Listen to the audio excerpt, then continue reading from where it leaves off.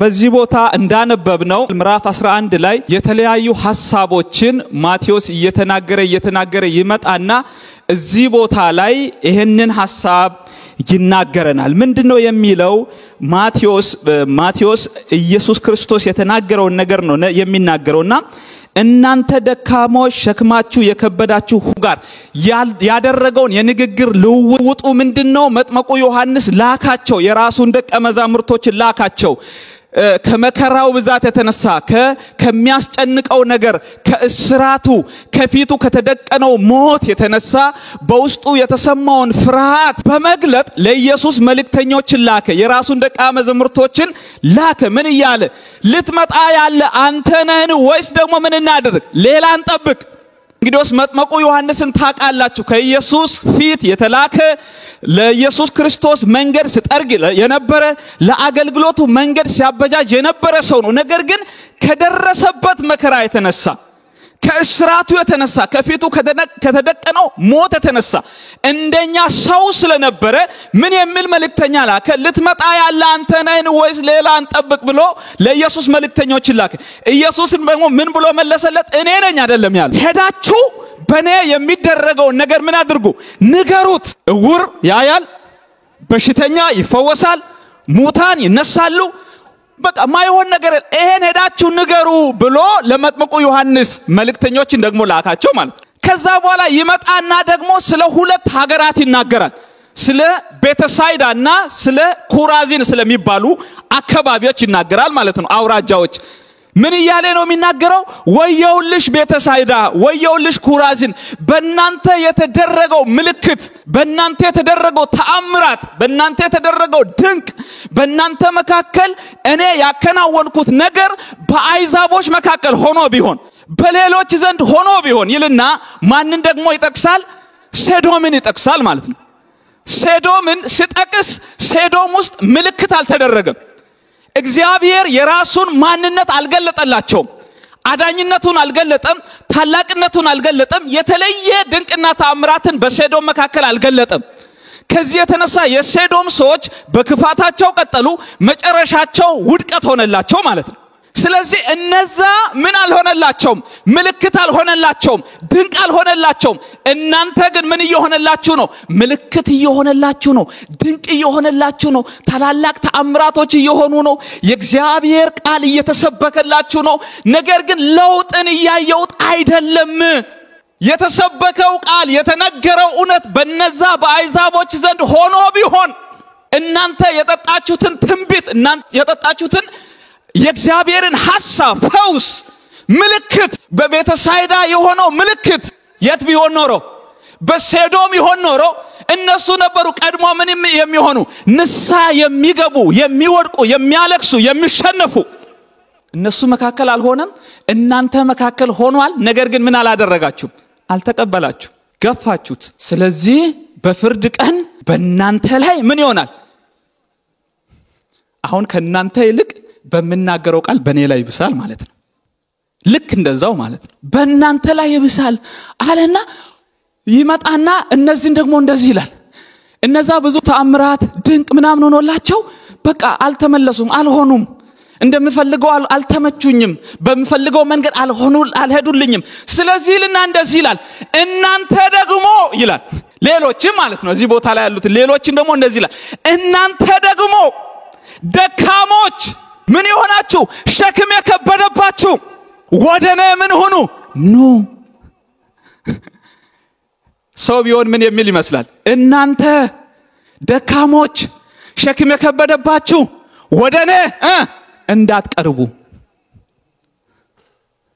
ጌታ ግን ምንድነው ያለው? እናንተ ምኖች? ደካሞች። ኢየሱስ ማለት ነው። ሸክም የከበደባችሁ ወደኔ ምን ሆኑ? ኑ። ሰዎች የሌለንን ነገር ሲያዩ ይሸሻሉ። ኢየሱስ ግን የሌለንን ነገር ሲያይ ወደኛ ይቀርባል፣ ወደኛ ይመጣል። ያጣነው ነገር እሱን ወደኛ ነው የሚያመጣው። ያጣነው ነገር እሱን ወደኛ ነው የሚስበው እንጂ ከኛ አያርቀንም።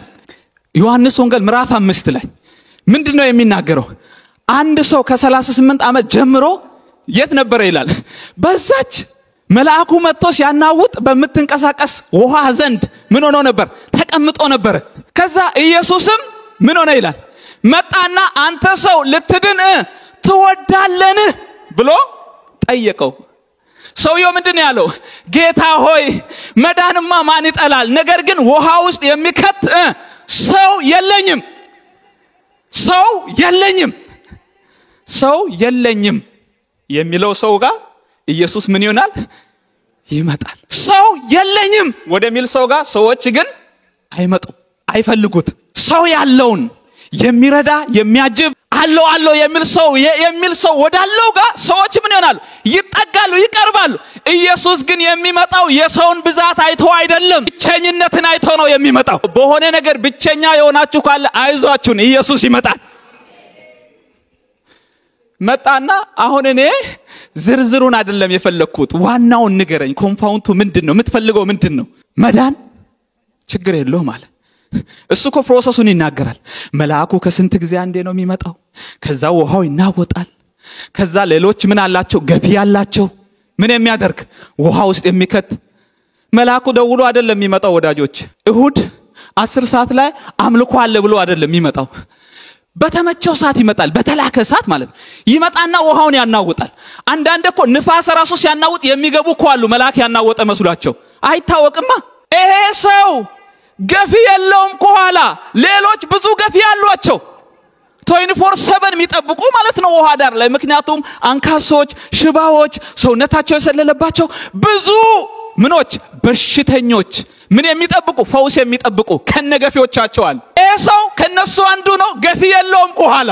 ኢየሱስ ግን መጣና እንዲህ አለ፣ ችግር የለውም ገፊ ላይኖር ይችላል፣ እኔ አለሁልህ አለ። ከዚህ ሰዓት በኋላ እዚህ ላትገኝ፣ እስከ ዛሬ ድረስ የተሸከመችውን አልጋይን ተሸክመ ሂድ። ሰው ባጣችሁበት ነገር ላይ ኢየሱስ ይመጣል። እኔ ምን ሆናለሁ? አሳርፋችኋለሁ። ይሄ ወዳጆቼ የቃሉ ሐሳብ የሚናገረው ቀንበርና ሸክም የአይሁድን ህጎችን የአይሁድ ህጎች አሉ። ከ10ቱ ትእዛዛት ውጪ ከ600 ፕላስ የሚሆኑ ህጎች አሉ። እነዚያ ህጎች አይሁዳውያንን ቀና እንዳይውሉ አድርጓቸው ነው ያስቀመጡት። እነዚያ ህጎች ደግሞ በሰው የተሰጡ ህጎች ናቸው፣ ለራሳቸው በማያከብሩ ነገር ግን በአስከባሪዎች። አይሁዳውያን መሪዎች የሚባሉ ህጉን ለራሳቸው አያከብሩም፣ ነገር ግን ህጉን ያስከብራሉ። ወዳጆቼ ሸክም የግል ኃጢአት ሊሆን ይችላል፣ ሌሎች በእኛ ላይ የሚጭኑት ደግሞ ህግ ሊሆን ይችላል። እዚህ ቦታ ላይ የተቀመጠው ህግ ሌሎች በእኛ ላይ ስለሚጭኑት ወይም ደግሞ አይሁዳውያን መሪዎች በተመሪዎች ላይ ስለሚጭኑት ህግ ነው የሚናገረው። ማቴዎስ ወንጌል ምዕራፍ 23 ሉቃስ ወንጌል ምዕራፍ 11 ላይ እናገኛለን። ማቴዎስ ወንጌል ምዕራፍ 23 ቁጥር 4 ላይ እንዲህ ይላል፣ ይህም የአይሁዳውያን የሃይማኖት መሪዎች ከባድና አስቸጋሪ ሸክም ተብትቦ በሰው ትከሻ ይጭናሉ። ማቴዎስ 23 4 ላይ ከባድና አስቸጋሪ ሸክም ተብትቦ በሰው ትከሻ ምን ያደርጋሉ? ይጭናሉ። እነርሱ ግን በጣታቸውስ እንኳን አይነኩም። 600 ፕላስ የሆኑ ህጋጋትን በሰዎች ላይ ምን ያደርጋሉ? ይጭናሉ። ሆኖም ግን ያዕቆብ 2:10 ላይ እንደሚናገረው ህጉን ሁሉ የሚጠብቅ ነገር ግን በአንዱ የሚሰናከል ማንም ቢኖር በሁሉ በደለኛ ይሆናል። እነሱ ተብትቦ በሰዎች ላይ ምን ያደርጋሉ? ይጭናሉ። ለራሳቸው ግን ፈታ ነው የሚሉት፣ ግድ የላቸውም። የቤት ስራ ለነሱ ሰጥተው እነሱ አራሚዎች ናቸው።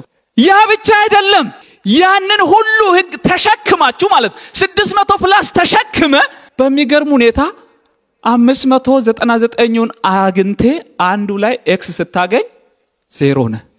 ይሄንን ነው ያዕቆብ የሚናገረን። ደግሞ ህጉን ሁሉ የሚጠብቅ ነገር ግን በአንድ የሚሰናከል ማንም ቢኖር በሁሉ በደለኛ ይሆናል። በአንድ ወድቀ በ599 በደለኛ ትሆናለህ። 599 ላይ ወድቀ በአንዱ ብታገኝም ያው በደለኛ ነህ።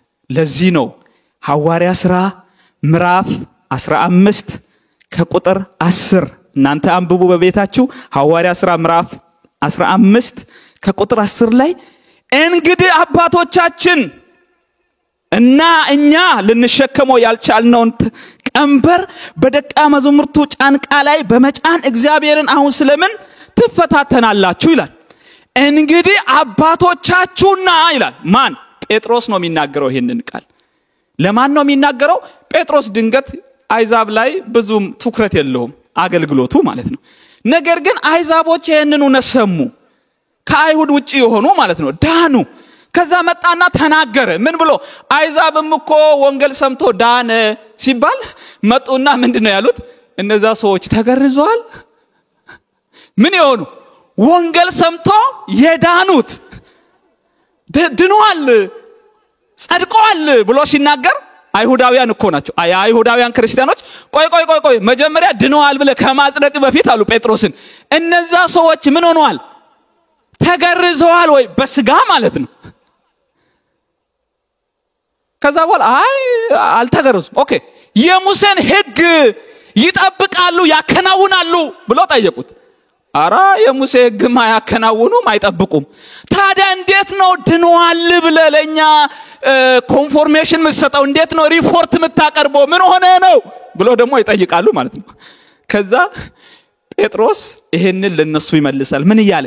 እንግዲህ አባቶቻችንና እኛ አባቶቻችን ከኛ በፊት የነበሩ ደግሞ እኛ ራሳችን አሁን ያለን አይሁዶች የኢየሱስ ክርስቶስ ሐዋርያ የምንባል እኛ ራሳችን ልንሸከመው ያልቻልነውን ቀንበር በደቀ መዛሙርቱ ጫንቃ ላይ በመጫን እግዚአብሔርን አሁን በዚህ ሲዝን በዚህ ጊዜ ለምን ትፈታተናላችሁ? ስለዚህ አሁን እዚህ ጋር መጽሐፍ ቅዱስ የሚናገረው ቀንበር ብሎ የሚናገረው ሸክም ብሎ የሚናገረው ሕግን ነው። እነዚህን 600 ፕላስ የሚባሉ ሕጎችን አትንካ፣ አትቅመስ፣ አትዳስስ። እንዲሁም እኮ እንደዚህ ይላል፣ እናንተ አለ ከእንትንና ከእንትን አስራት የምታወጡ ሕጉን ለመጠበቅ ማለት ነው። ከጥቂቷ ነገር ማለት ነው ይናገራል።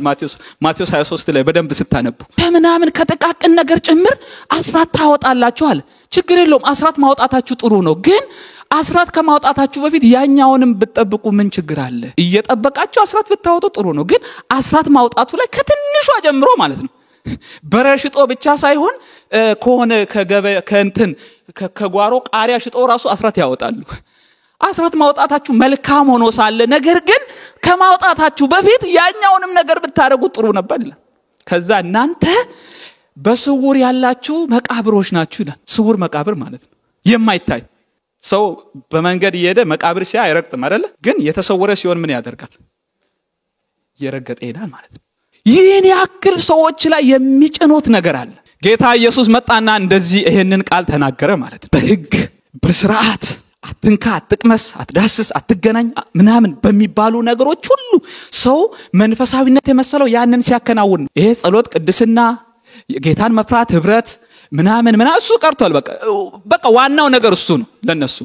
ጌታ መጣና ኖ አለ፣ እናንተ አለ ሸክም የከበዳችሁ ሁሉ ብሎ ይሄንን ቃል ተናገራቸው። ወዳጆቼ የእውነተኛ ዕረፍት ምንጭ የመልእክት ርዕስ እውነተኛ ዕረፍት የሚል ነው። የእውነተኛ ዕረፍት ምንጭ እርሱን በመከተል ኢየሱስን በመከተል። ምክንያቱም እሱ ምን እያለ ነው? ኑ እዚሁ ሰልፍ በኔ ከኋላ በኔ ግቡ እያለ ነው። ሰልፍ መሰለፍ ካማረን በሱ እንግባ። እሱ ከፊት በሆነበት ማለት ነው ኢየሱስ ያድናል። እሱ ቀዳሚ በሆነበት፣ እሱ ቀድሞ በሚወጣበት ወደኔ ምን ሆኑ ኑ እኔን ተከተሉኝ ማለት ነው። እኔን ተከተሉኝ። ሌላ የሚያስከትሉ አሉ። ነገር ግን እናንተ ማንን ተከተሉ? እኔን ተከተሉ። ወዳጆቼ ዛሬ የሚያዋጣን ብንከተል አንዱ ኢየሱስ ብቻ ነው። ዮሐንስ ወንጌል ምዕራፍ 1 ዮሐንስ መጥምቁ ከደቀ መዛሙርቱ ከሁለቱ ጋር ቆሞ ነበር ይላል። እያወሩ ነው። ቆሞ ማለት ነው በቃ እየተጫወቱ ነው። የሆነ ነገር እያወሩ እያለ ኢየሱስ አለፈ እያያቸው ማለት ነው። መጥምቁ ዮሐንስ ያቀለ ስላጠመቀው ዞራልን እያለፈ ነው። ማን? ኢየሱስ የእግዚአብሔር በግ ስል ከሱ ጋር የቆሙ ሁለቱ አይገርምም? ሁለቱ ከማን ጋር? ከመጥምቁ ዮሐንስ ጋር የቆሙት ምን ሆኑ ይላል መጥምቁ ዮሐንስን እዛ ቆሙና ረቢ ወዴት ትገኛለህ? አረ ኢየሱስ ያድናል እስቲ እከተላለሁ በሉ ባካችሁ። የሚያዋጣን እሱን መከተል ነው። መጥምቁ ዮሐንስ እኮ ማለት ወዳጄ ራሱን አልገለጠም እንጂ እነሱ በሚፈልጉት ራሱን አይሁዳውያን በሚፈልጉት መንገድ ገልጦ ቢሆን እኮ ከኢየሱስ ይልቅ ተቀባይነት ያለው መጥምቁ ዮሐንስ ነው። በተአምር የተወለደ ነው። ከካህን ዘር ውስጥ የወጣ ነው። ደፋር ነው። ልካቸውን የሚናገር ነው። ያ ብቻ አይደለም ደቀ መዛሙርቶችን ያፈራ ነው የራሱን። እነዚህ ሁለቱ እንድሪያስና ሌላው ስሙ ያልተጠቀሰለት ሁለቱ ከመጥምቁ ዮሐንስ ጋር አብሮ ቆሞ እያሉ ኢየሱስን መጥምቁ ዮሐንስ አይቶ የእግዚአብሔር በግ ሲል አልተደራደሩም። እንዴት ነው እንከተለው ወይስ ካንተ ጋር እንሆን አይደለም ያሉት። ቅር ይልሃል ወይስ አይልህም አይደለም ያሉት። ይከፋል አይከፋህም አይደለም ያሉት። ታርጌታቸው እውነተኛውን መከተል ነው። የሚያዋጣን ይሄ ብቻ ነው። በቃ ምን ታረጋላችሁ? ኢየሱስን አይቶ ሁለቱ ማለት ነው አብሮ የቆዩት። አስቡኛ ብንሆንስ አንድ ላይ በልቼ አንድ ላይ ስንት ምድረ በዳ ተጉዘን አብረን እንደዚህ መተን እንዲወተን አይደል ምንለው? እኔም ቢሆን እላለሁ ከባድ ነው። ከሚያውቁት ሰው ምናምን ከዚህ መጥምቁ ከሚያክል ሰው ሲሰሙ ምን ሆኑ ይላል? ታውና ኢየሱስን ወዴት ትገኛለህ ወዴት ትኖራለህ ብሎ ምን ሆኑ ይላል? ተከተሉት ይላል። የሚያዋጣ ይሄ ነው።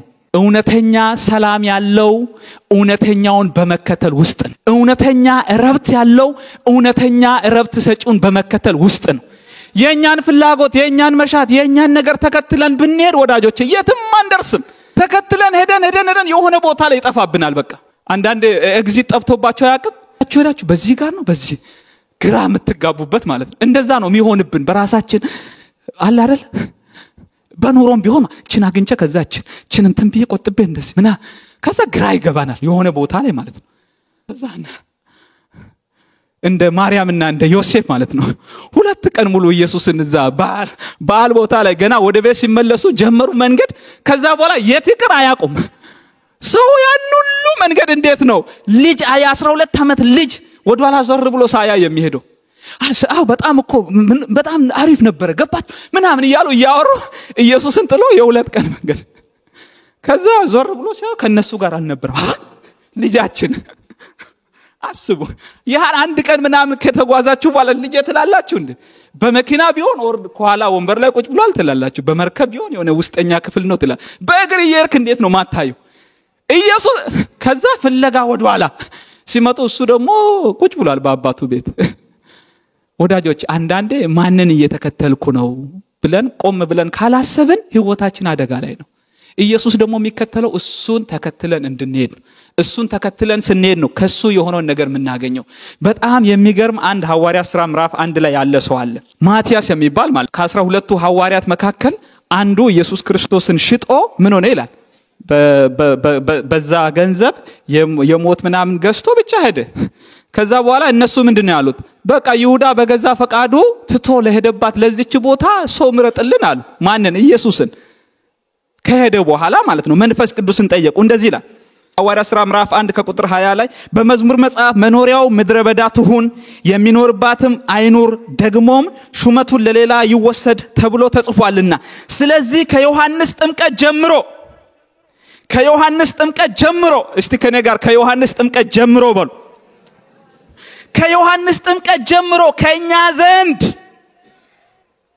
እስካረገበት ቀን ድረስ ጌታ ኢየሱስ በእኛ መካከል በገባበት በወጣበት ዘመን ሁሉ ከኛ ጋር አብሮ ከነበሩ ሰዎች ከነዚህ አንዱን ከኛ ጋር የትንሳኤው ምስክር ይሆን ዘንድ ይገባል። ይሄ ሰው ማን እንደሆነ ታውቃላችሁ? ማቲያስ ይባላል። ሰው 3 ዓመት ተኩል ከዮሐንስ ጥምቀት ጀምሮ ኢየሱስ እስካረገበት ድረስ ስሙ በአንድ ቦታ ሳይጠቀስ በአንድ ቦታ ሹመት ሳይሰጥ አንተ እንትና ነህ ሳይባል የሆነ ቅጥያ ከፊቱ ሳይኖር ጸጥ ብሎ ይከተላል። ዝም ብሎ ምንም እኮ የተባለ ነገር የለም ስለ ማቲያስ። ጌታ እንኳን በምድር ያለ ምንም አልተናገረም። ወንጌላት ላይ ስለ ማቲያስ አታገኙም። መጥቶ ጌታ እንኳን ከሄደ በኋላ ስለ ብዙዎች እኮ ተነስቷል። ስለነ መግደላዊት ማርያም ተነስቷል፣ ስለ ኢየሱስ ማርያም ተነስቷል፣ ስለ ዮሴፍ ተነስቷል፣ ስለ 12ቱ እነዚህ ደቀ ሐዋርያት ተነስቷል፣ ስለ ብላቴና መጽሐፍ ቅዱስ ላይ የተነሱ ሰዎችን አስቡን። ስለ ናትናኤል ተነስቷል፣ ስለ ብዙዎች እንዲሁ ታይቶ እንዲሁ ስለሚጠፉም ሰዎች።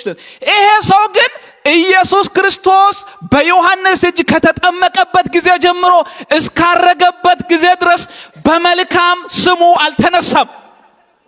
ሰውየው ግን ምንድነው? ተከታይ ነው።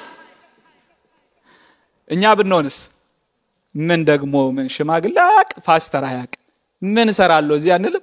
ደውሎ አያቅ፣ ጎብኝቶኛ አያቁ ሰዎች አይደለ? ሁላችንም ተመሳሳይ ስለሆንን ነው ምለው። ነገር ግን ይሄ ሰው ቀጥ ብሎ ይከተላል ኢየሱስን ማለት ነው። ሲገባ ይገባል፣ ሲወጣ ይወጣል፣ ሲሄድ ይሄዳል፣ ሲቀመጥ ይቀመጣል። መጨረሻ ላይ እንዲሁ ምንም ሳይል ኢየሱስ ምን ሆነ ይላል? ሄደ። ነገር ግን ከሄደ በኋላ ደግሞ ምን መጣ? ስራ መጣ፣ አገልግሎት መጣ፣ ሹመት መጣ። ምድር ላይ ያልሾመውን ከሰማይ ሆኖ ሾመው። ምድር ላይ ያላየውን ከሰማይ ሆኖ ምን አደረገ? አየው። አይዟችሁ እንደዛ የሚሰማችሁ ካላችሁ እሱ ከሰማይ ያያችኋል። ምድር ላይ ምንም ሳይል ሄደና ደግሜ ላንብብ ካልሰማችሁ ጌታ ኢየሱስ በእኛ መካከል በገባበት በወጣበት ዘመን ሁሉ ከኛ ጋር አብሮ ከነበሩ ሰዎች ከነዚህ አንዱ ከኛ ጋር የትንሣኤው ምስክር ይሆን ዘንድ ይገባል። ሲጸልዩም የሁለቱን ልብ የምታውቅ አንተ ጌታ ሆይ ይሁዳ ወደ ገዛ ራሱ ስፍራ ይሄድ ዘንድ በተዋት በዚች አገልግሎትና ሐዋርያነት ስፍራን እንዲቀበል የመረጠውን ከእነዚህ ከሁለቱ አንዱን ሹመው። የሐዋርያነትን ስፍራ እንዲቀበል ምን አድርገው? ሹመው ብሎ ለሱ አሳልፎ ሰጡ። እጣም ተጣጣሉ። እጣውም ለማቲያስ ወደቀና ከ12ቱ ሐዋርያት ጋር ምን ሆነ? እስቲ ከኔ ጋር ተቆጠረ በሉ። ከ12ቱ ሐዋርያት ጋር ምን ሆነ? 12ኛ ሆኖ ማቲያስ ምን ሆነ? ተቆጠረ። 3 ዓመት ተኩል ሪጀክት የተደረገ ማለት ነው በራሱ እይታ። ጌታ ግን ጊዜ አለው። ገባችሁ? የጌታ ነገር የሚመጣው በእኛ ጊዜ ሳይሆን በሱ ጊዜ ነው። እሱ ከወሰነው ጊዜ አያልፍም። በየትኛውም አይነት ሁኔታ ውስጥ ልትሆኑ ትችላላችሁ። በስራ ይሁን በየትኛውም አይነት በእግዚአብሔር ፊት የምታልሙት ብዙ ነገር እናንተ ባሰባችሁት ላይሆን ይችላል።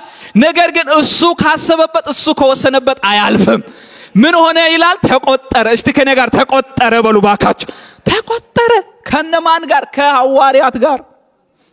በማን ተሹሞ? በጌታ ተሹሞ ተቆጠረ። ምን ሲሆን የነበረ?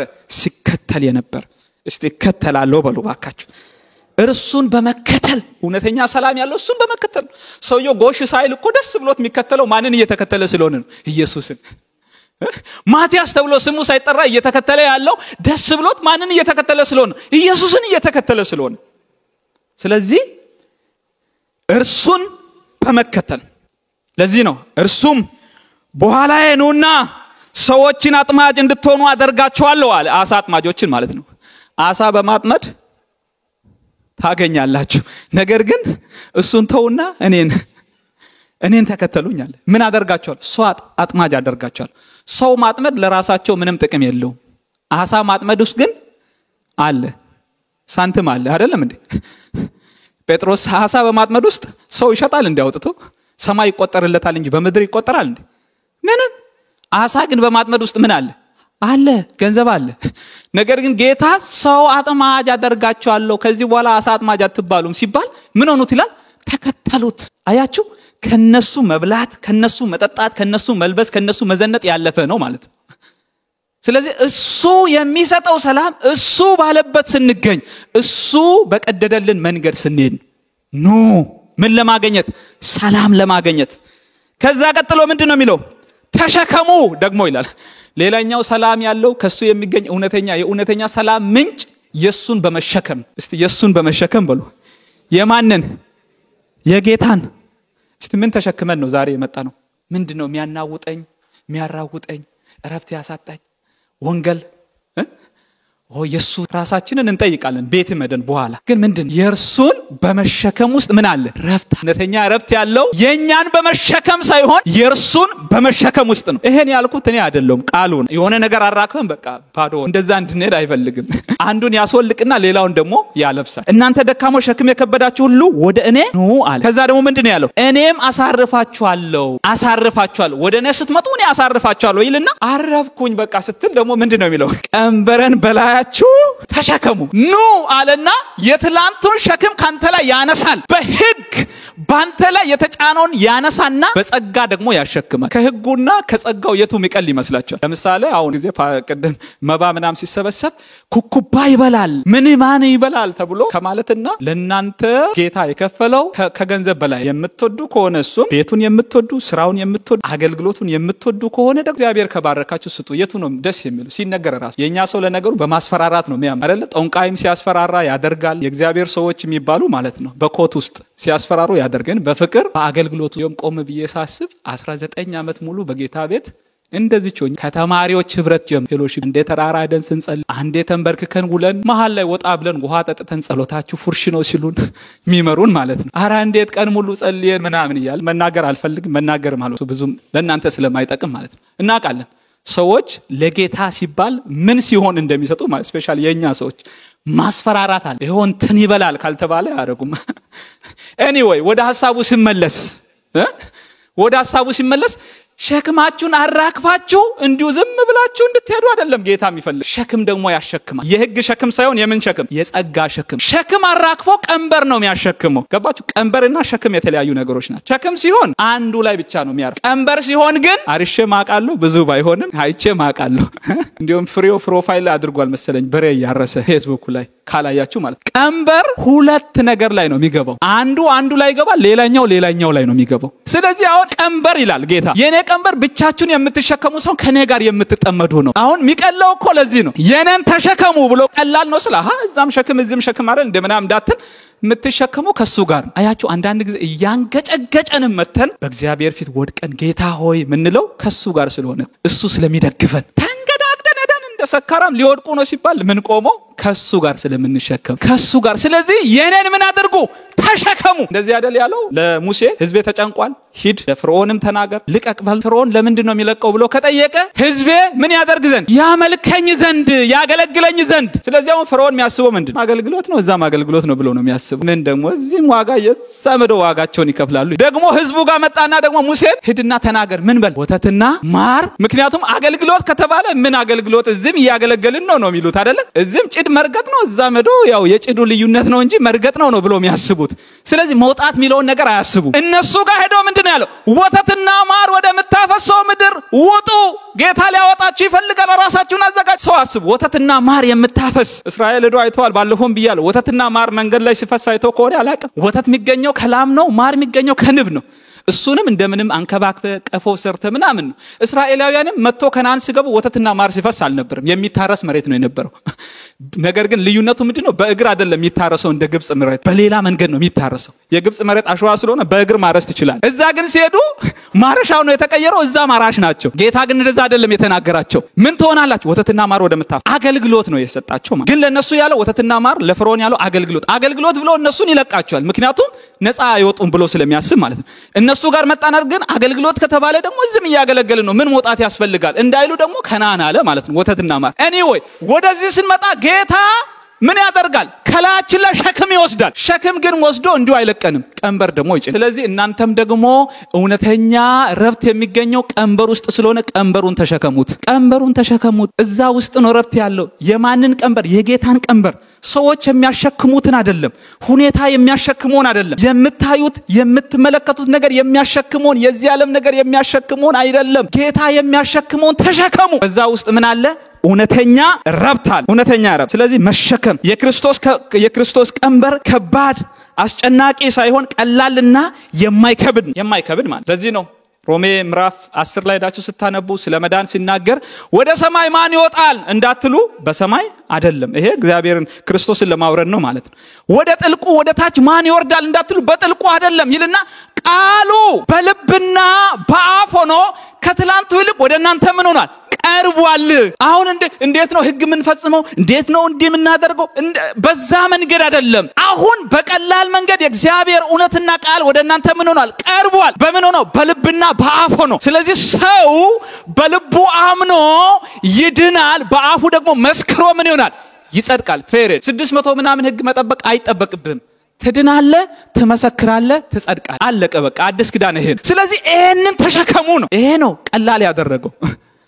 ነገር ግን ቀላል ነው ማለት ደግሞ እርካሽ ነው ማለት አይደለም። መዳን በኢየሱስ ክርስቶስ በማመን በቃ ተፈጸመ ማለት ግን እርካሽ ነው በየቦታው የሚገኝ ነው ምናምን አይደለም። እንደዛ አይደለም። ዋጋ የተከፈለበት መስቀል ላይ ኢየሱስ ራሱን አሳልፎ የሰጠበት ነው። እሱ ስለኛ ስለከፈለ ለኛ ቀለለ እንጂ ነገሩ ቀላል ሆኖ አይደለም። ለዚህ ነው በመዳን ብቻ የምናገኘው በመዳን ብቻ በማመን ብቻ የምናገኘው ድነት ቀላል ስለሆነ እንጂ ተራ ስለሆነ እርካሽ ስለሆነ በየቦታው የሚገኝ የተጣለ የተናቀ ስለሆነ አይደለም። እሱ ያንን ከባዱን ነገር መስቀል ላይ ስለጨረሰ ህግ የሚባለውን ጠቅልሎ መስቀል ላይ ምን አደረገ? ፈጸመ። በቃ ተፈጸመ ያለ እሱ በፈጸመበት ጀምረን እንጂ እሱ ፈጽሞ እኛ ብንጀምር ዛሬም ቢሆን ያንን ሸክም ተሸክመን ነበር። ሌላው ደግሞ ከርሱ በመማር ከዛ ምንድነው ያለው? ተሸከሙ አለና ከኔ ምን አድርጉ? ተማሩ። ኢየሱስ ከማን ተማሩ አለ? ከኔ ተማሩ። ከኔ ከዋናው ከእውነተኛው ከምንጩ ውሸት ከማያውቀው ማጭበርበር ከሌለበት እውነተኛ ከሆንኩት ከኔ ምን አድርጉ? ተማሩ። ከኔ ተማሩ። ሰዎች ሲያስተምሩ አንዱን አግድሎ አንዱን አጽድቆ ሊሆን ይችላል። አንዱን ከፍ አድርጎ አንዱን አውርዶ ሊሆን ይችላል። ከኔ ተማሩ። ከዛ ምንድነው ያለው? ከኔ ተማሩ አለና ሲል እኔ በልቤ ምንድነው? የዋና ትሁት ነኝ። የዋነት ሞኝነት አይደለም። ትህትና የማሸነፍ አቅም ማጣት መሸነፍ አይደለም። በውዴታ ራስን ባዶ ማድረግ ዝቅ ማለት። ስለዚህ ጌታ መጣና እንዲያል ከኔ ተማሩ። እኔ ምንድነው? በልቤ የዋና ትሁት ነኝ። እኛኮ ሳንችል እንተብታለን፣ ሳንችል እንወጣጣራለን አይደለም። ሳንችል እኮ ገባችሁ? የሆነ ግርግር ሲመጣ እዚህ አይቻልም ያው ህጉም ስላልም ብለን እጅ መጣ እንደምንሸነፍ ያወቅን ምንደባደበው ድብድብ ያልነበረም ድሮ ህፃን ሆነን እንደምን ውጤቱ እኮ ይታወቃል። ጌታ ግን አሸናፊ ሆኖ ነው ትሁት የሆነው። ጌታ አሸናፊነቱ ተረጋግጦ እኮ ነው የዋ የሆነው። ስለዚህ የዋነትን ትህትናን ከማን ተማሩ?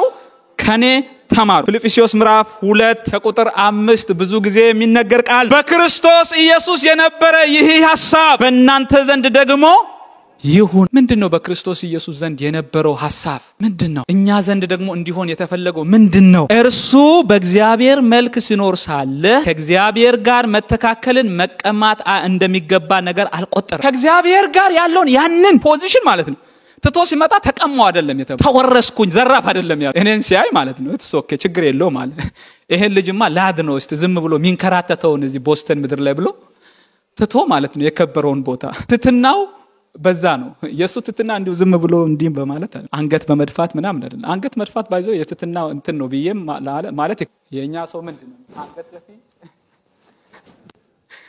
ማለት የትትና ምልክት ከሆነ እንደዛ አይደለም። ትትና መለኪያው እሱ አይደለም። እኛ የምናደርግ ከሆነ ትሁት የሆነ እየተያየን ስለሆነ ማለት ነው። ጌታ ይባረክ። ስለዚህ እርሱ በእግዚአብሔር መልክ ሲኖር ሳለ ከእግዚአብሔር መተካከልን መቀማት እንደሚገባ ነገር አልቆጠረም። ነገር ግን የባሪያን መልክ ይዞ በሰው ምሳሌ ሆኖ በማን ምሳሌ? በኔ በሉ ጌታ በኔ ምሳሌ፣ ባንቺ ምሳሌ፣ ባንተ ምሳሌ፣ በሁላችን ምሳሌ ሆኖ ነው የተገለጠው። በሰው ምሳሌ ሆኖ የባሪያን መልክ ይዞ በሰው ምሳሌ ሆኖ ራሱንም ባዶ አድርጎ በምስልም እንደ ሰው ተገኝቶ ራሱን አዋርዶ ለሞትም ያው የመስቀል ሞት እንኳን የታዘዘ። ሞት እኮ ክብር ነው። ሞት እኮ ክብር ነው። ሰዎች ጌታ እኮ መድኃኒታችን ኢየሱስ እኮ የሞተው የመስቀል ሞት የእርግማንን ሞት እኮ ነው የሞተው። እኛን መሬት ላይ ራሱን መስቀል እናስብ። እኛን መሬት ላይ ሊያኖረን እኛን ሊያንሸራሽረን ለብሰን ደስ ብሎን ደምቀን በእግዚአብሔር ፊት ልጆች ተብለን ከኩነኔ ከኃጢአት ሸክም ነፃ ወጥተን እንድንኖር ራሱን መስቀል ላይ እኮ የወጣው እንደኔና እንደናንተ ድሩዬ እኮ ነው አይደለም። ጻድቅ ሆኖ ድናችሁ ነው እንጂ ሳትድኑ እኮ ናችሁ። ስለዳናችሁ እንደዛ አትበሉ። የራሳችሁ የሆነ ነገር እኮ ነበር። አንዶች አሳዳጆች፣ አንዳንዶች ተሳዳቢዎች፣ አንዳንዶች ተደባዳቢዎች። እስካሁን ያላለቀ አዳማዊ ባህሪ በውስጣችን ያለ ገና እየዳንን እየተለወጥን እየተቀደስን ያደግን ያለን አስቡ። እሱ ግን ራሱን በምን ላይ? በመስቀል ላይ እኛን እዚህ ደስ ብሎን እንድናመልክ ባዶ አደረገ። የሰውን ያንን የሰውን መልክ ያዘ። አምላክ ሆኖ ፈጣሪ ሆኖ የሁሉ ነገር ባለቤት ሆኖ በፋሲካ በዓል አንድ ሰው ሊፈታ ይገባ ነበር አይደል የሚለው መጽሐፍ። መፍታት ፈለገና በምን ምክንያት ይሁንን ሰው ልፍታው አለ ማለት ጌታን ማለት ነው። ምንም ኃጢአት አላገኘውበት፣ ምንም በደል አላገኘውበትም አለ። ገዳዩ ራሱ በምን ምክንያት ልፍታው አለ አሰበና ኦኬ አንድ ሐሳብ መጣልኝ አለ። በፋሲካ አንድ ሰው አንድ ወንጀለኛ ነፃ ይወጣ አይደል? እሱ ልፍታላችሁ አለ ማለት ነው። ሊፈታው ነፃነቱ ከኃጢአት ንጹህ መሆኑ በሚያምኑት ብቻ ሳይሆን ለመስቀል እንኳን በሚፈልጉት ዘንድ የተመሰከረ ነው። ምክንያት አላገኙም ማለት ከዛ ኖ መፍታትማ ከፈለክ ምን ይሁን? በርባን ይፈታልን። በርባን ደግሞ ወንበዴ ጨራሽ እኮ ነው። እሱ ይፈታልን። ይሄ ደግሞ ምን ይሁን? የነሱ ሐሳብ በሱ ቦታ በርባንን ማስፈታት ነው። የሱም ሐሳብ በርባን ከነ ኃጢያቱ እንዳይሞት በበርባን እንኳን በሱ ፈንታ በበርባን መፈታት እንኳን ጌታ ቅር አላለው። ይሄ ነው እንግዲህስ ጌታ ከኔ ምን ሆኑ የሚለው ተማሩ። ከኔ ምን አድርጉ? ተማሩ። ምን ለመሆን ከፈለጋችሁ? እውነተኛ ሰላም፣ እውነተኛ እረፍት ማግኘት ከፈለጋችሁ ከዚህ ስትወጡ እቺ እንደ ፍንሳ እንዳትወጋችሁ ማለት ህሊናችሁ። ብዙ እኮ ልብስ የሸፈነው ጉድ እኮ ስንወጣ እንደ ፍንሳ የሚወጋን ማለት ነው። ትወጋ አይዞህ ጣለ አውልቅ እንጣ። ከዚህ በላይ ነገር አለ? ሞት እኮ ክብር ነው አልኩ። የመስቀል ሞት በመስቀል የሚሞት ምን ይሁን የተባለ የተረገመ ይሁን ተብሎ ያለ እሱ ግን ምን ሆነ? መስቀል ላይ ወጣ። ከሱ ተማሩ። እሱ ምን ስለሆነ? ትሁት ስለሆነ፣ የዋ ስለሆነ፣ ትህትናውን የዋነቱን በዚህ መንገድ ስለገለጠ። ወዳጆቼ ይህ እረፍት በምድር ላይ ስንኖር የምናስበውን ነገር በስጋ አሳክተን የምናገኘው እረፍት አይደለም። ይህ እረፍት መንፈሳዊ እረፍት ነው። እስቲ ከኔ ጋር መንፈሳዊ እረፍት ነው በሉ። ለመንፈሳችን ለውስጥ ሰውነታችን እርካታን የሚሰጥ ነው ይህ እረፍት። በጣም ተርበን ምንጠግብ የማይመስለን ጊዜ ያለ አይደል? እኔ እንደዛ ፊል አደረጋ። ምግብ ራሱ ገና ብዙ ምግብ ከኋላ ሊቀርብ ይያለ ትንሽ ከቀረበ አንዳንድ ያናድ ምጠግብ ስለማይመስለኝ ማለት ነው ከራቡ የተነሳ። ግን ትንሽ በላ አድርግን ይሄ ነገር ከፊት ያታነሱ ምን ገባት? የስጋ ማለት ነው በዚች በቃ እዚች ጋር እንት ብሎ እዚች ጋር። እሱ ግን የሚሰጠው የመንፈስን የውስጥን እረፍት። ሰዎች እየዘነጡ፣ ሰዎች እየበሉ፣ ሰዎች እየጠጡ የፈለጉትን ነገር በገንዘባቸው በሰው ብዛታቸው በመናምን እያደረጉ ግን የሚዞርባቸው አሉ፣ የሚፈዙ አሉ። የምን እረፍት ስለሌለ? የመንፈስ የውስጥ እረፍት ስለሌለ ማለት። ስለዚህ ይህም እረፍት እሱ የሚሰጠን እረፍት በገንዘብ በመናምን የሚገኝ እረፍት ሳይሆን መንፈሳዊ እረፍት ነው። ዮሐንስ ወንጌል ምዕራፍ 14:27 ላይ ሰላምን እተውላችኋለሁ ሰላሜንም እሰጣችኋለሁ፣ እኔ የምሰጣችሁ ዓለም እንደሚሰጣችሁ አይደለም። እኔ የምሰጣችሁ ዓለም ያ ማለት ምን ማለት ነው? ዓለም ትሰጣለች፣ ነገር ግን የኔና የዓለም አንድ አይደለም። የሆነ ነገር ስታሳኩ የምታገኙት ሰላም አለ። የኔ ሰላም ግን ስጋዊ ሰላም ሳይሆን ምናዊ ሰላም ነው። መንፈሳዊ ሰላም። ሌላው ደግሞ የነፍስ እረፍት ነው፣ የስጋ አይደለም። ያ እሱ የሚሰጠው እረፍት መንፈሳዊ ነው፣ ስጋዊ አይደለም፣ መንፈሳዊ ነው። ደግሞም የምን እረፍት ነው ይላል? የነፍስ እረፍት። በማየት በመዳሰስ በመንካት ላይ ያልተወሰነ ማለት ነው። ሉቃስ ወንጌል ምዕራፍ 12 ከቁጥር 19 ላይ እንዲህ ይላል፣ ያ ገበሬ ብዙ ሰርቶ አግኝቶ ትንሿን ጎተራ ሰብራለሁ፣ ትልቁን ጎተራ ሰራለሁ፣ ከዛ አከማቻለሁ ሲል የነበረ ማለት ነው። ነፍሴንም አንቺ ነፍሴ ለብዙ ዘመን የሚቀር ብዙ በረከት አለሽ፣ እረፊ። ምን ሆኜ እረፊ? በምንሽ ላይ? በጎተራሽ ላይ ተደገፊ። አካውንትሽ ላይ ባለው ዶላር እረፊ። ምን የሚሆን? ለብዙ ጊዜ የሚሆን የተቆጠበ ገንዘብ ጎተራ አለሽ። ምን ሆኜ እረፊ። የነፍስ እረፍት አይደለም እሱ ማለት ነው። በጎተራ ውስጥ ያለ ስንዴ የሚሰጠው የሆድ እረፍት እንጂ የነፍስ እረፍት አይደለም። በገንዘብ ስንዴ መግዛት ይችላል፣ ልብስ መግዛት ይችላል እንድሞቅ፣ ነገር ግን ነፍስ አትገዛም። ነፍስ ደግሞ ባለቤት አላት። ነፍስን ደግሞ ማሳረፍ የሚችለው ባለቤቱ፣ ሰጪው፣ ዋናው ምንጩ ራሱ። ነፍስን በኮልኮሌ አታሳርፋትም። በሚታይ ነገር በመተኛው መኝታ ፍራሽ ልትቀይር ትችላለህ እንጂ እንቅልፍ ልታመጣ አትችል። ድሮ ማስታወቂያ አለ ካንጋሮ ምናምን የሚባል ፍራሽ ማለት እንቅልፍ ሎድ ተደርጎ እንደሚሰጥ ነው የሚያስተዋውቁት። ነገር ግን አንዳንድ ሰው በጣም አሪፍ ፍራሽ ላይ ተኝቶ ጣራውን እየቆጠረ ማለት ነው የሚያድር አለ። ገባ? ስጋውን ሊያስተኛ ይችላል፣ ግን ነፍሱን ማስተኛት በሱ እጅ ላይ አይደለም። ነፍስ የምትተኛው ጌታ እረፊ ስላት ነው። ቀረተኝ ዛሬ እስቲ አንቀላፊ ስላት ማለት ነው። ይመች ዛሬ ስላት ማለት ካልሆነ ምን የመሰለ ፍራሽ እየቆረቆራችሁ መንገድ ዳር ላይ ሆምለሱ ደግሞ እረፊ ብዬ ዘመን የሚቀር ብዙ በረከት አለሽ፣ እረፊ ጠጪ ደስ ይበልሽ እላታለሁ አለ። ቁጥር 20 ላይ እግዚአብሔር ግን አንተ ሰነፍ በዚች ሌሊት ነፍስን ካንተ ልወስዳት ሊወስዷት ይፈልጓታል። ነፍስ ወሳጆች አሉ ማለት እያንዣብቡ ነው። እስቲ ማንን እንደምታበላ እናያለን። ያከማቸውን ማለት ማንን እንደምታበላ ማንን እንደምታለብሳ ያለ ነፍስ ስትኖር አይደል እንደ ትናቶ ከለ ምናምን እንባል። ነፍስ ግን ከሄደች በኋላ ምንድነው የሚባለው? ራሳችሁ ታውቃላችሁ። ነፍስ ከተነጠቀች በኋላ ዛሬ ደረትን ነፍተህ የምትመጣ ከሁለት ቀን በኋላ የለም። ባለፈው ወንድማችን ሲመሰክር ዋን ወይ ነው አይደል ያለው። ቆይ እቺን ነገር አትፍቻለሁ አበላሽቻለሁ አስተካክዬ እመጣለሁ ብሎ ነገር የለም። በቃ ደርሶ መልስ አይደለም ቲኬት የምትቆጥረው ወደ ላይ ዋን ወይ ማይቢ አሁን ሄደ ማታ ቤት ተኝተ ጧት ራስን ወይ ላይክ ስለዳንን ያው ሄቨን ላይ ልታገኝ ትችላለህ። ነገ በቃ አላርም ሞልተ ስራ ጧት ለመሄድ ምናምን ብለህ ድንገት ገባ አንተ እዚህ ስጋ እዚህ እንትን ደግሞ ሄዳ እዛው ልትገኝ ትችላለች። አንተ እጅ ላይ አይደለች። አንዳንዴ እንደዚህ እናስብ። ነገን መኖር እንደማንችል ሰዎች፣ ነገያችን በሱ እጅ የተያዘ ሰዎች፣ በእኛ በራሳችን ምንም ማድረግ እንደማንችል ሰዎች ራሳችንን እናስብ። በእግዚአብሔር ፊት እንናገር፣ ለነፍሳችን እንናገር፣ እናስተነፍሳት፣ ዝም እናሰኝ ራሳችን። በላለው ጠጣለው ምናምን ስል ኖ ይወስዷታል ነፍስን። ምን እንደምታደርግ እናያለን። እዚህ ጎተራ ውስጥ ያከማቸው ነው። ወዳጆቼ ይህም እረፍት የነፍስ እረፍት ነው። ሌላ ደግሞ ዘላለማዊ እረፍት ነው። ምድር ላይ የሚቀር አይደለም፣ ዘላለማዊ እረፍት ነው። ይሄ ጌታ ማለት ነው በጸጋው ምድር ላይ ስንኖር ልጆቹ ስለሆንን ከሕግ ውጪ አድርጎ ያኖረናል። ከዛ ደግሞ ስንሄድም ደግሞ በዘላለም እረፍት ውስጥ ያኖረናል። አሁን እኮ የተቀበልነው ይሄ እምነት የዳንበት መዳን እኮ በምድር ላይ ብቻ አይደለም እረፍት ሰጥቶ የሚያቆመው፣ በሰማይም ይቀጥላል። በሰማይም የሚቀጥል እረፍት እኮ ነው የሚሰጠው። ለዚህ ነው እዚህ ቦታ ላይ ምንድነው ያላቸው? ወደኔ ኑ እኔም አሳርፋችኋለሁ፣ ቀንበረን በላችሁ ተሸከሙ፣ ከእኔም ተማሩ፣ እኔ የዋህ በልብም ትሁት ነኝና ለነፍሳችሁ እረፍት ለምናችሁ ለነፍሳችሁ እረፍት ታገኛላችሁ። ለነፍሳችሁ እረፍት ታገኛላችሁ። ቀንበረ ለዝብ ሸክምም ቀሊል ነውና። ስለዚህ የነፍስ እረፍት ይሄም ደግሞ ለዘላለም የሚሆን እረፍት ነው። ጌታ ምንድነው ያለው? እነዛን ወደ ከነዓን ሲገቡ እንደሚያሳርፋቸው ከግብጽ እንደሚያሳርፋቸው እንደሚያርፉ ተናገራቸው። ነገር ግን ዕብራውያን ላይ ሄዳችሁ ስትመለከቱ ምዕራፍ 4ን በደንብ አድርጋችሁ አንብቡ። ዕብራውያን ላይ ስትመለከቱ እንዲላል ኢያሱ አሳርፏችሁ ኖሮ ቢሆንስ ከዚያ በኋላ ስለሌላ ቀን ባልተነገረ ነበር ይላል። ስለዚህ ኢያሱ ምን አደረገ? ከሙሴ እጅ ህዝቡን ተቀበለ፣ ወደ ከነዓን መራቸው። እግዚአብሔር ቃል የገባላቸው ወደዛች ምድር ትገባላችሁ በዛም ታርፋላችሁ ብሎ ነበር። የከነዓን ስትደርሱ ታርፋላችሁ ብሎ ነበር። በሙሴ አማካኝነት ተናግሮ ነበር። ሙሴም አለፈ። ነገር ግን እግዚአብሔር በኢያሱ አማካኝነት ደግሞ ህዝቡን መራቸውና ወዴት አስገባቸው? ወደ ከነዓን አስገባቸው። የዕብራውያን ጻፊ ሲናገር ምንድነው የሚለው? ኢያሱ አሳርፏችሁ ኖሮ ቢሆንስ ከዚያ በኋላ ስለሌላ ቀን ባልተነገረ ነበር።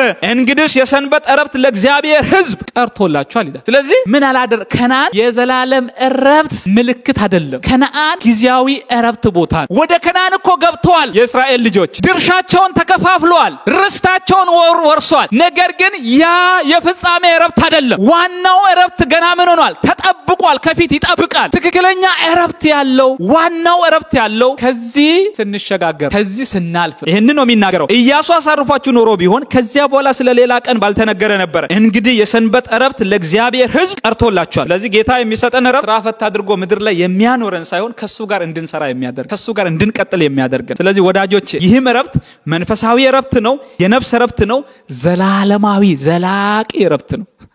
ዛሬ ምድር ላይ ጌታን አምነን ጌታን ተቀብለን በኢየሱስ ድነን በብዙ ነገር ውስጥ ልናልፍ እንችላለን። በብዙ ነገር ውስጥ ልንወጣጠር እንችላለን። በዛና በዚህ የሚጎትተን ነገር ሊበዛ ይችላል። የሚያስጨንቀን ነገር ሊኖር ይችላል። የሚያሳስበን ነገር ሊኖር ይችላል። ነገር ግን የኛ ዘላቂ እረፍት የተመደበው በእግዚአብሔር ዘንድ ነው። ያም እረፍት ጊዜያዊ ሳይሆን ዘላለማዊ እረፍት ነው። እስቲ ከኔ ጋር ዘላለማዊ እረፍት ነው በሉ።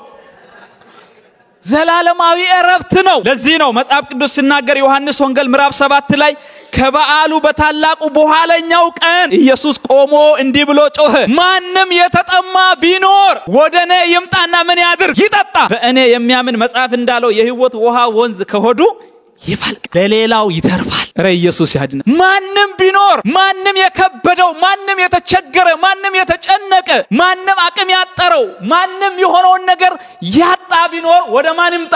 ወደኔ ይምጣ። ዛሬ የትኛውም አይነት ሸክም በውስጣችሁ ሊኖር ይችላል። የትኛውም አይነት እኔ አልዘረዝርላችሁ። ነገር ግን የሚያሳርፍ አባት አለ፣ እሱም ኢየሱስ ይባላል። የኛ ስራ ወደሱ መምጣት፣ የኛን ጥሎ የሱን መሸከም፣ ከሱ መማር። በዚህ ሰላም ውስጥ፣ በዚህ ረፍት ውስጥ፣ በዚህ ዘላለማዊ በሆነ እርካታ ውስጥ ራሳችንን ለማኖር መወሰን። ክብር ለጌታ ይሁን።